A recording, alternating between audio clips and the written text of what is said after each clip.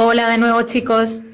Vamos a ir cerrando esta jornada de BIMOM con una mesa redonda en la que hablaremos de nuevas tecnologías. Pedro, que ya nos ha acompañado durante la jornada de hoy, será el moderador. Hola, Pedro. Hola, muy buenas tardes. ¿Qué tal? ¿Qué tal? ¿Nos veis y nos escucháis todos bien? Sí. Vale. Durante la mesa redonda nos acompañarán Iván de VT Lab, Marta Mamut de Rafael de la Hoz Arquitectos, Guillermo García Pedraza de CITD. Hola. ¿Qué tal? ¿Nos escucháis todos? Sí, yo sí. Perfectamente. Vale. Pues los dejo contigo, Pedro. Muy bien. Hasta ahora. Bueno, pues vamos. Venga, estupendo. Bien, pues bueno, nos escucháis todos, espero, ¿no? Vamos a dar comienzo a la mesa redonda de nuevas tecnologías. Bueno, primero de todo me presento. Yo aquí no soy el protagonista en esta ocasión, pero bueno, para que me conozcáis, simplemente soy Pedro Moreno. Yo trabajo en IDEA Ingeniería, soy ingeniero energético y medioambiental. Y pues bueno, como actualmente lo que estoy haciendo básicamente mi empresa es dirigir el departamento de transformación digital, intentando dar la aplicación a los modelos BIM, pues por eso me pidieron pues un poco modelar esta mesa. Hoy tenemos con nosotros, y así os vais presentando uno por uno si os parece, a Iván Gómez de VT Lab. Muy buena, Iván.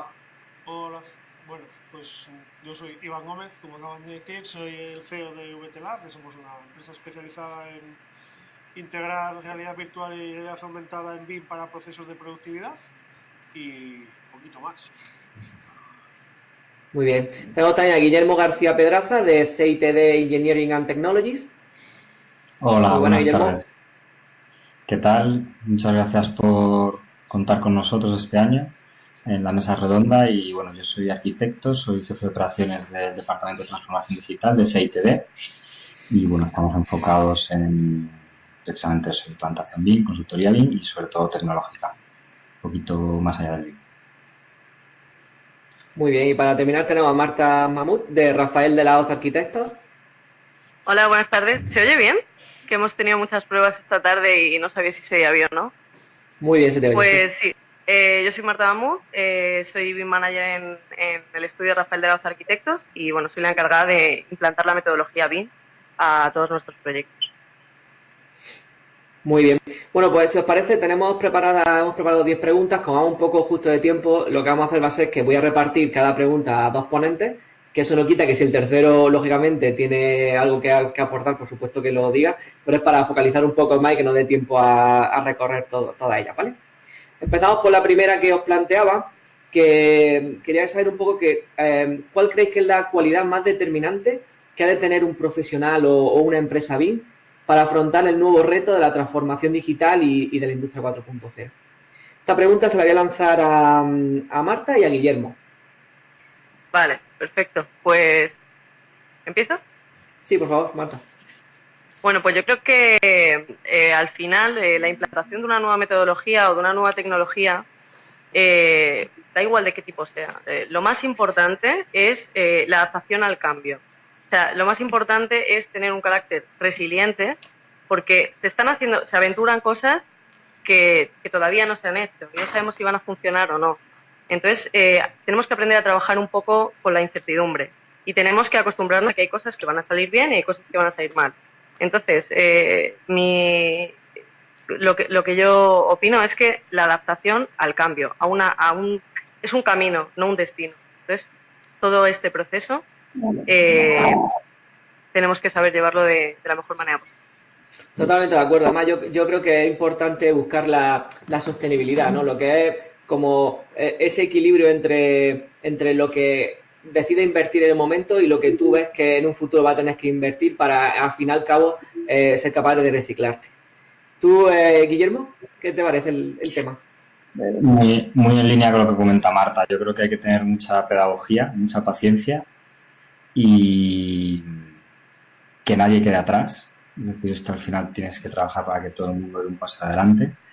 Y también, por otro lado, escuchar al cliente, las necesidades del cliente. Es decir, no intentar muchas veces venderle la metodología BIM o lo que sea, o pensar que vas a cambiar su vida, sino bueno, ver qué problemas tiene y ver cómo puedes ayudar a resolverlos con las nuevas tecnologías. Ujú. Estoy muy de acuerdo en que a día de hoy el cliente ha pasado de ser alguien al que tú le ofrecías un producto a ser alguien que básicamente antes de comprar o adquirir cualquier tipo de producto o servicio casi que estudia en la materia. Entonces es muy importante, yo creo que focalizarse en ese punto porque al fin y al cabo él ahora tiene tanto donde elegir que se vuelve un experto antes de adquirir cualquier tipo de servicio o producto, como he dicho, ¿no? Bien, pasando a la siguiente, a no ser que Iván quiera aportar algo. Bueno, yo estoy de acuerdo con esto que has dicho al final, pero creo que también eh, hay un conjunto de nuevas tecnologías que se anudan.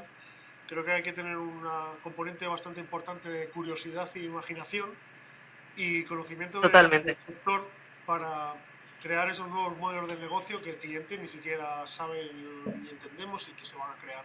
O sea, creo que ser muy curioso, estar muy atento y entender mucho por dónde se está moviendo el mundo y qué está sucediendo, creo que es una Ujú. cualidad absolutamente fundamental y muy cansada porque tienes que estar todo el día a la hucha. Reciclándote, sí.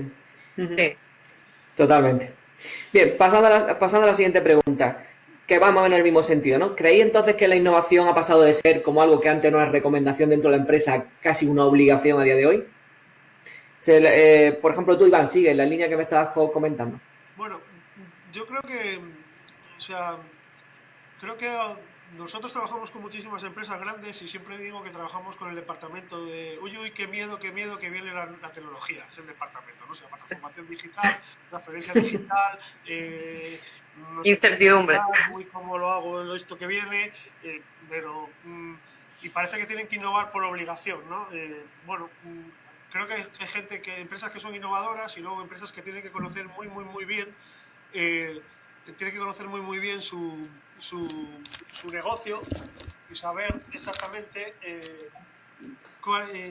cuáles son sus puntos débiles y dónde lo pueden aplicar, pero no tienen por qué innovar. O sea, hay muchas empresas innovadoras, pero sí tienen que conocer muy bien lo que está viniendo desde una perspectiva muy lejana. Yo creo que lo que tienes que conocer es muy bien tu negocio, pero no la innovación por obligación, porque yo estoy viendo cada leche y cada poner dinero por poner dinero que no va a ningún lado, que queda en nada, y más que ves que no va a quedar en nada. Yo creo que también hay que diferenciar entre lo que es un poco innovación como disruptiva, eso de que crear algo desde cero y algo muy novedoso y algo tal, y un poco la incremental, ¿no? Que es un poco darle una vuelta de tuerca, a lo mejor no tremenda, pero a lo que ya tienes, y que al fin y al cabo no hace falta que sea un Sí, nivel de un día para otro, ¿no? No sé qué pensáis. Por ejemplo, Guillermo. Yo creo que, de hecho, es un ejemplo, ¿no? Es decir, en línea con lo que comentáis, el tema de innovación. Es decir, estamos en 2018 y todavía hay gente que necesita oír o hay gente que cree que tiene que explicar qué es BIM, ¿no? Cuando hay otras personas que llevan 10 años explicándolo. Entonces, no se trata solo de innovación, es un poco como hablábamos antes, hay que adaptarlo el discurso a según quien lo vaya a escuchar. Hay gente que necesita escuchar qué es BIM primero y luego gente que no, gente que está a la vanguardia y que ya está con esa innovación, esa investigación y buscando nuevas soluciones. Entonces es curioso cómo llevamos distintas velocidades, muy diferentes, con un lapso ya prácticamente de 10 años en algunos casos. Si yo recuerdo la primera vez que escuché hablar de BIM, que no quiere decir ni que fuera yo BIM nada, fue hace, pues sí, prácticamente 10 años, en 2010. Y a día de hoy hay gente que todavía necesita escucharlo, ¿no? Es decir, ¿qué es BIM? Porque Está siendo un poco... ¿O ha pasado alguna vez eso de ir a explicar qué es BIM y que os digan lo típico de que esto no es para mi empresa, esto no es para mí, no Sí, tenemos sí, sí. tiempo o demás? Por ejemplo, Marta. Eso todo es Yo, de pero proyecto, ¿no? es que yo ya no hago Bueno, ningún yo, ¿Cómo podemos decirlo? yo si digo, si quieres No, bien no, y no si nos no, ha pues pasado, sabes, pero no nos ha lo mismo, o sea, pasado. no. bueno, a mí me Bien. gustaría apuntar que, bueno, yo que soy la que tiene que implantar esta metodología en mi empresa, Claro, por eso. al final, bueno, Rafael de la Hoz es un estudio que tiene casi 100 años y que siempre ha apostado por la innovación tecnológica. Ahora a mí me toca el papel de llevar esta nueva tecnología, ¿no? ¿Qué me estoy encontrando? Pues hay muchas personas que están dispuestas al cambio. Bueno, siempre digo que hay dos maneras de llegar al BIM o a la digitalización del sector, y es por obligación o por convicción. Los que llegamos por convicción lo tenemos mucho más fácil porque creemos que este es el camino. Pero hay muchas personas que no. Hay muchas personas que se sienten obligadas a sumarse a este carro de la innovación para poder seguir trabajando. A mí lo que me gustaría decir es que las personas que se resisten al cambio yo lo que he encontrado es que son personas que saben muchísimo, pero muchísimo de algo que yo no sé. O sea, y creo que tenemos que los agentes del cambio, los que somos, los que proponemos este cambio, tenemos que saber poner en valor lo que otros compañeros saben. O sea, poner todo ese conocimiento en favor de la tecnología y no enfrentarnos con él. No es decir, no, tú te sumas a esta innovación porque yo te lo digo. No, es, oye, tú sabes un montón, este conocimiento lo cogemos y vamos a empezar a caminar. Creo que es importante por parte de los que somos manager o que somos agentes del cambio plantearlo así, porque si no es una disputa que es absurda. O sea, tenemos que caminar todos. Cada uno sabe más de lo que sabe. Yo, por ejemplo, vengo más de un sector industrial más que de edificación. En la industria pasa exactamente algo igual, muy parecido, porque es un sector muy resistente al cambio. Es decir, un motor de hace 40 años es muy parecido al de ahora, por mucho que nos empeñemos en que cada día es más eficiente, ¿no? Entonces, los cambios que suponen un cambio exponencial, un cambio de hoy para mañana, a la gente les trastorna mucho. Y al final, yo creo que son los ejemplos prácticos, los ejemplos de aplicación los que al final hacen que lleguen, los que de verdad vean ellos que pueden sacar de hoy para mañana una ventaja competitiva real, ¿no? No sé si, ¿qué os parece, por ejemplo, Guillermo? Me refiero, no te preocupes, me refería a que si estás de acuerdo en lo que estábamos tal, de que al final es sumarse por convicción, como decía bien Marta, por el hecho de que ves que de verdad te aporta algo de hoy para mañana que a través de un ejemplo, es decir, un ejemplo que de verdad tú dices, pues esto de verdad que yo lo puedo aplicar el día de mañana y me va a suponer una ventaja en mi empresa. Sí, es decir, yo normalmente cuando tengo que explicar un poco este proceso lo enfoco de tres maneras. La convicción, que es lo que comentaba Marta, luego la obligación, que es un poco pues, el tema de la implantación. Ya la digo que decía, mira, yo ya no voy evangelizando. Yo ya les digo, si quieres, si no, no. Es decir, es que está aquí, es que no... Tú verás, cuando necesites ayuda, tú avísame, yo te ayudo. Pero si no, yo ya no te voy a forzar, ¿no? Es decir, cuando hay un mandato por ahí acechando, y dices, pues mira, de verdad, no hay que agobiarse. Creo que en parte el rechazo a veces ha venido, o la culpa ha sido parte o parte de la responsabilidad, ¿no? No culpa, es decir, del que hemos presionado demasiado, ¿no? Con el tema de BIM, hay que hacer BIM, hay que BIM, y a veces quizás hemos pasado un poco insistiendo, y también ha sido quizás fruto de la crisis, que la gente por intentar destacar pues y ofrecer un valor añadido ha intentado ahí también apretar, ¿no? Decir, oye, pues porque ha habido situaciones muy duras para mucha gente. Totalmente. Y bueno, creo que ahí también ha habido parte de responsabilidad por parte de la unidad BIM. Bien, y un poco lío de todo esto. Vosotros, si estáis un poco al día de cuáles son al final, estamos hablando de transformación digital, industria 4.0, esos habilitadores digitales, que al final son impresión 3D, realidad virtual, realidad aumentada, ciberseguridad, robótica. ¿Vosotros no echáis en falta, por ejemplo, que entre todas esas tecnologías esté siempre el BIM como otro de esos habilitadores digitales?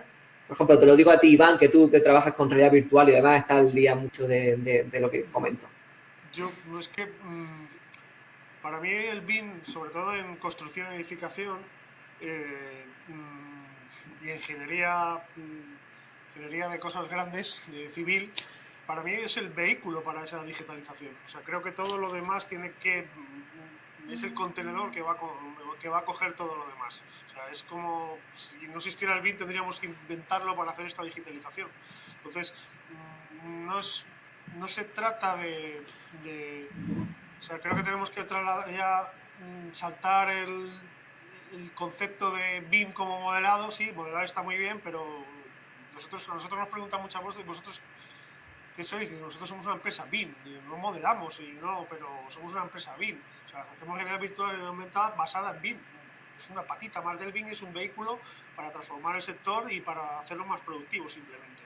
Entonces, bueno, si no se entiende entiendo que a veces también parece algo como muy de arquitectura, de construcción, pero al final los espacios son los que nos condicionan la vida en todos lados, en una industria, en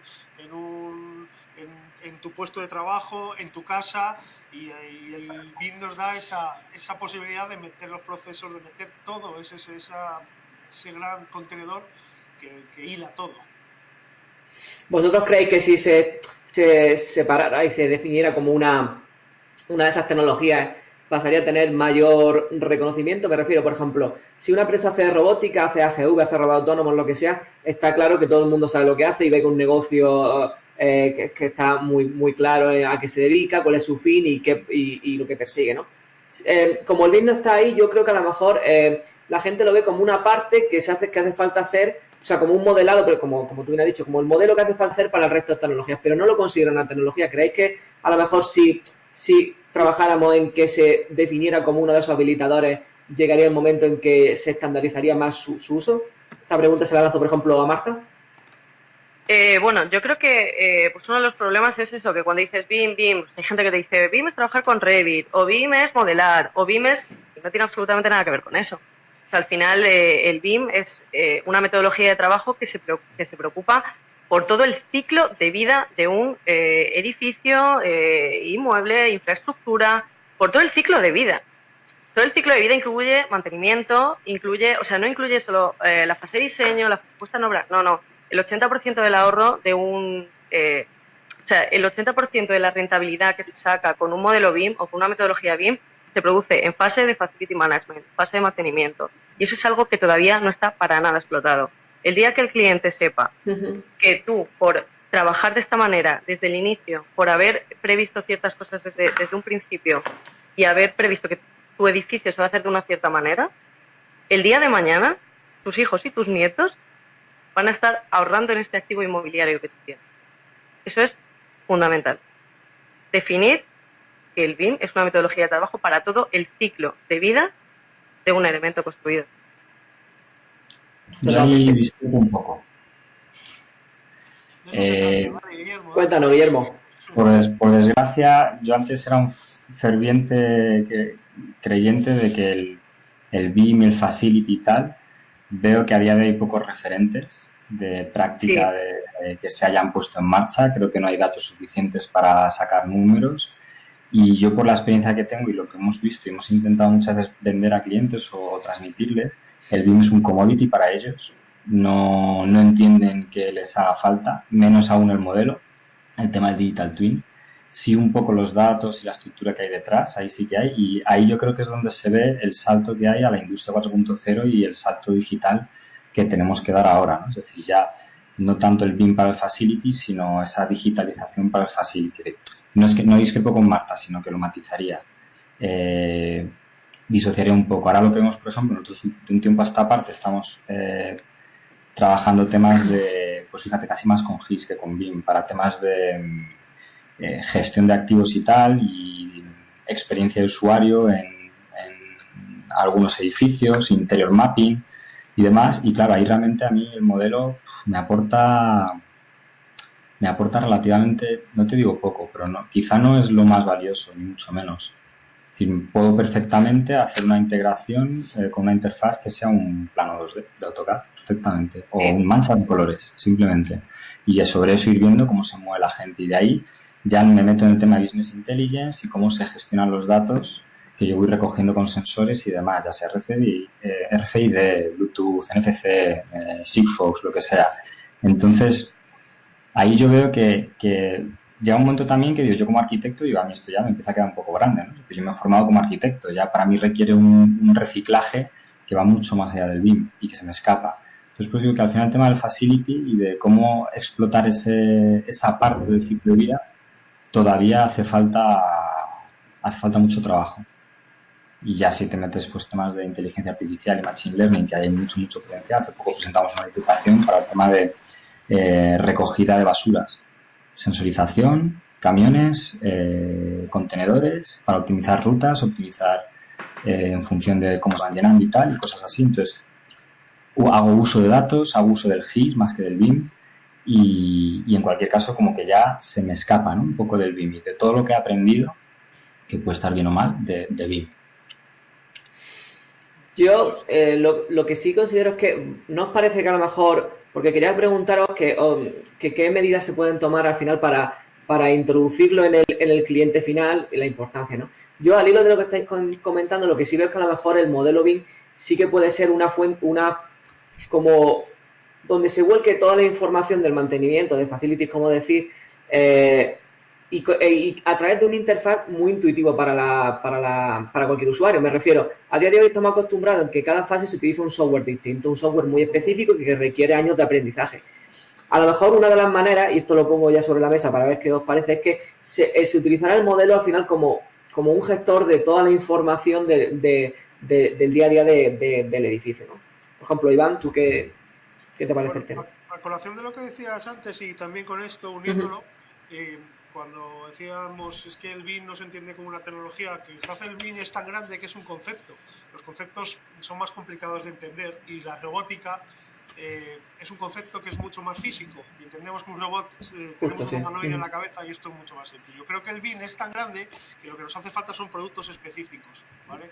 Y el producto más específico que entendemos por ahora pues es Revit, por desgracia, y entonces por eso tenemos esta asimilación. Pero creo que cuando empieza a madurar esto en que algo decante en productos concretos de mira, yo con un modelo BIM hago esto, se entenderá mucho más sencillo, porque la gente empezará a materializar en qué termina ese concepto tan grande que es el BIM. Vale, y en esto, pues a colación de lo que estás diciendo, pues obviamente el modelo no va a aguantar otras bases de datos, pero sí el modelo nos va a servir como interfaz, y no estoy hablando de Revit, sino utilizarlo como una interfaz para consumir pues todas las cosas que decía Guillermo o cualquier otra cosa, nos va a resultar más sencillo, porque cuando está él tirando de un CAD o está tirando de otra cosa, en el futuro cercano tendremos un modelo BIM hecho de base de proyecto y estará ahí y lo tendremos que utilizar. Ahora es que aún tenemos que hacerlo, pero esperamos que en 15, 20 años estén todos los modelos bien hechos del mundo. Y ahí tendremos que empezar a utilizarlos de otra manera, unirlos con otros sistemas. Y seguirá siendo BIM, pero será de otra Sí. manera. Si después de 10 años, comentaba antes, que como todavía hay gente que necesita escuchar que es BIM, pues eso, lo que dices, ya para llegar a ese grado que decía Marta del ciclo de vida, es como todavía nos queda, ¿no? Es Sí, decir, es como muy algo a lo que aspiramos, pero como a día de hoy sí, todavía quizá le falta bastante. Y a veces, bueno, pues quizás es un tema del uso del lenguaje, es decir, ya hay que empezar a segregar y decir, bueno, BIM, vamos a ir acotando, vamos a ir, pues si no, al final es un poco cajón desastre, ¿no? Al final BIM es un poco todo, entonces. También la curva no es proporcional, o sea, es una curva que yo creo que es exponencial, que estamos empezando a ponerse en la curva vertical y por lo menos yo tengo esa sensación. A mí de 2 años esta parte es como el atracos continuados, ¿sabes? O sea, de cosas que hay, de cursos, de preguntas, de clientes que se interesan. O sea, ha pasado de 0 a 1000 en muy poco tiempo y creo que va a más, va casi vertical. Entonces, no, o sea, es verdad que ha costado mucho porque es complicado entenderlo, es complicado hacerlo, es complicado instalarlo en estudios muy grandes, empresas muy grandes, pero una vez que se arranca, como es tan energético, creo que va a coger muchísima velocidad. yo creo que, bueno, un pequeño apunte, que muchas veces estamos hablando todo el rato BIM, BIM, BIM, y hay que empezar a hablar de digitalización del sector, o sea, como concepto. O sea, no es solo un modelo BIM hecho con X programa del cual, no, es la digitalización del sector de la construcción, también es tema de sensores, tema de control, tema de datos, gestión de proyectos. Estamos hablando de eso más que de modelar. Es importante, Mati. Bueno, y la unión, ¿consideráis que podría ser positivo, por ejemplo, la unión con otras tecnologías, como hemos dicho? Por ejemplo, Iván a diario trabaja implementando realidad virtual a través de los modelos BIM y con gran éxito además, ¿no? Entonces, ¿creéis que podría ser importante la conexión con esas tecnologías? Esta te la lanzo a ti, Iván, precisamente para que nos des tu punto de vista. Hombre, yo lo espero por el futuro, por el pan de mis hijos. Más que nada. Yo, yo no lo entiendo de otra manera. O sea, yo veo ahora mismo el mundo, a mí me parecen bolas de mercurio, en el que tenemos un montón de tecnologías que ahora mismo están empezando a unirse. Tenemos inteligencia artificial, tenemos drones, coches autónomos, impresión 3D, sí, no lo sé, inteligencia, y son como bolas que están creciendo independientemente, pero que de repente se van a juntar. Esa bola se junta con otra, y de repente se junta con otra, y de repente tenemos una bola inmensa que hace un montón de cosas, ¿no? Y yo creo que todo el día de hoy, no he podido ver todo el día de hoy, pero hemos visto desde cómo están aplicando inteligencia artificial para el diseño generativo, a 1000 cosas que dices, todo esto cuando empiece a juntarse, o sea, va a haber, o sea, hay tantas oportunidades, tanto campo nuevo que es absolutamente brutal y creo que no hemos empezado, o sea, es que yo creo que no es que estamos en la fase -2, yo creo que no estamos ni en la fase 0 aún. Entonces, para mí, desde luego que sí, independientemente de que me va el pan en ello, pero lo creo fervientemente. Al final, lo que se está viendo yo creo es que el sector está avanzando hacia casi más que la figura de modelador, por supuesto ya no tiene sentido, se está avanzando mucho hacia un tema de programación, es decir, la programación a día de hoy es imprescindible para sacarle nuevas aplicaciones al modelo BIM y demás, ¿no? No sé qué os parece, por ejemplo, se le ha lanzado a Guillermo. Es decir, sí, bueno, en línea con lo que comentabais antes, es decir, ya veremos por ejemplo ahora con el 5G, ¿no? Es decir, eso va a cambiar bastante todo el panorama. Programación, sí, lo que pasa es que también hay que verlo en su justa medida, ¿no? Es decir, no hace falta a todo el mundo ser un máster en C# ni en Python, ni mucho menos. Quizá haya herramientas un poquito más amigables como puede ser Dynamo sin liarnos con Python. Yo sí que creo que quizá ahí ya empieza a ser bastante necesario en cualquier profesional y sobre todo más en temas de producción quizás o gestión de datos, pero eso hay que tener cuidado, ¿no? Es decir, no debería ser ya casi algo obligatorio en cualquier currículum. Es decir, oye, ¿sabes C#? No me interesa. Al final somos ingenieros, arquitectos y demás, y la formación muchas veces está por otro lado, ¿no? Es decir, eso no lo podemos olvidar. Y tenemos que intentar controlar un poco la tecnología y no dejar que al final nos controle a nosotros y ya empezar a pedir cosas que son inabarcables. Tú, Marta, que tendrá un equipo muy amplio, que ¿tienes también perfiles de todo tipo o al final vas buscando siempre gente más preparada en ese sentido? A ver, al final tiene que haber perfiles de todo. O sea, de repente no es que llegue la tecnología y todo el mundo tenga que saber programar, todo el mundo tenga que saber, no, cada cual que sepa lo que tiene que saber y que lo sepa muy bien. Y eso lo vamos a adaptar a la tecnología, ¿no? Los que tenemos que adaptarlo a la tecnología. Yo creo que en el mundo de la programación, yo creo que vivimos en un mundo digital que está cambiando muy rápido y cuanto mejor dominemos este mundo digital, mejor nos irá. Pero tampoco nos volvamos locos. No todo el mundo tiene que saber de todo. Entonces yo creo que las estructuras empresariales tienen que estar más definidos los roles y tienen que, o sea, no tiene que saber todo el mundo programar. Se tiene que orientar como una vía de desarrollo tecnológico, una vía de desarrollo digital que va a estar acompañado de todo el conocimiento del resto de compañeros. O sea, yo en el papel de BIM Manager, sí, es importante programar, ya sea programación visual con Dynamo, ya sea macros de Revit, APIs, Python, pero en todas las empresas tiene que haber un perfil así, pero no todo el mundo de la empresa. Y Marta, ya que... No, pido perdón, Guillermo, cuéntanos. Un apunte sobre esto. Yo no creo que podamos programar. A ver, un segundillo que os estáis pisando. Tú primero. No, tú, por favor. No, por favor. Venga, Iván, lánzate. Yo no creo que sea necesario programar todos los perfiles, porque realmente hay gente que tiene mucho valor añadido, pero sí creo que empieza a ser muy necesario entender cómo funciona el mundo de la programación, ¿no? O sea, yo doy muchas clases en másters y me es muy duro encontrar a gente con 20 y pico años que no sabe lo que es una API, simplemente que no sabe lo que es. Me parece que ya empezamos a tener que tener mínimo ese lenguaje para poder sentarnos a saber lo que quiero, simplemente, ¿no? O sea, casi como cliente, ¿no? Oye, mira, quiero esto y quiero que mi producto tenga esto y quiero que tenga una API y tiene que saber eso, o sea... Yo siempre digo que si a mí me mandas a las pescaderías por truchas, a lo mejor te traigo lenguados y te digo que son truchas. No hace falta ser pescadero ni saber de pescadería, pero cuando vas a comprar tienes que saber por lo menos que las truchas son así, ¿sabes? Y ese mínimo no es programar, ni mucho menos, y yo soy arquitecto técnico y tengo varios programadores a mi cargo y bueno, y ahí los llevo, como puedo y no, pero sí les entiendo y les tengo que comprender, o sea, porque si no, no avanzamos, o sea... Guillermo. Muy bien. No, muy brevemente, hay quizás, yo lo veo mucho en el mundo de la arquitectura y estudios de arquitectura, que dependiendo de la escala hay gente que no se puede ni permitir tener perfiles tan especializados.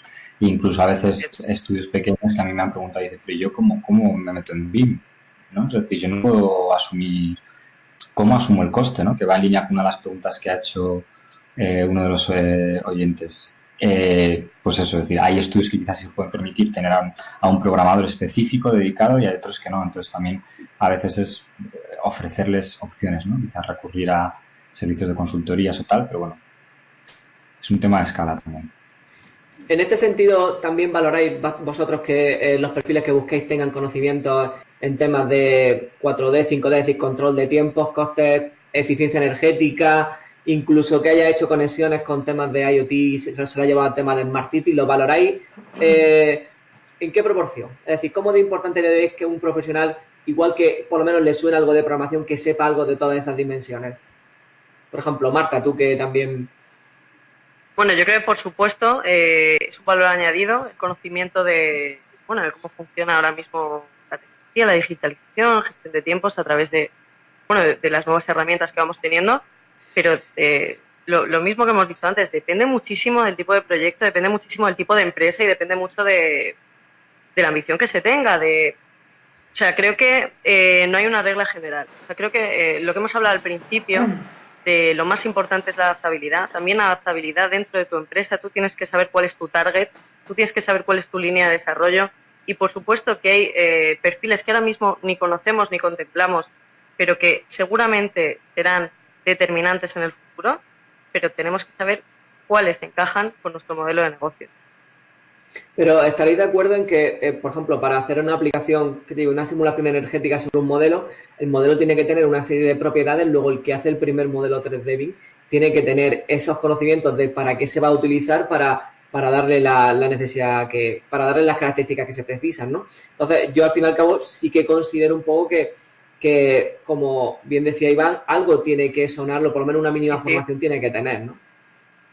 Sí, o sea, tenemos que hablar el mismo lenguaje, eso de base. O sea, creo que por lo menos tenemos que saber de qué estamos hablando. Otra cosa es que lo hagas tú o que lo haga yo porque yo sepa hacerlo y tú sepas hacer otra cosa. Pero tenemos que estar todos como en el mismo marco. Y dentro de ese marco, saber a qué dirección tomamos para hacer nuestro trabajo. Esto siempre ha sido así, ¿no? O sea, hemos hecho Sí. proyectos con CAD y con Geotrim y el calculista era el calculista y tú tenías un lenguaje de unión con el calculista en el que le pasabas un primer plano donde querías que fueran los pilares y él te lo devolvía y luego querías otro cálculo. Ahora se complica un poquito más, pero el proceso es el mismo.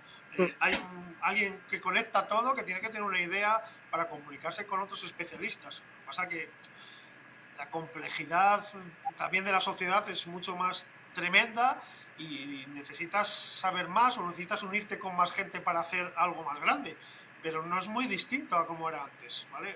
Ahora es muy veloz y las cosas hay que ir a una velocidad que es brutal y somos todos muy bestias pidiéndonos cosas para ayer, pero no es distinto, es más rápido, ¿vale? Y más intrincado.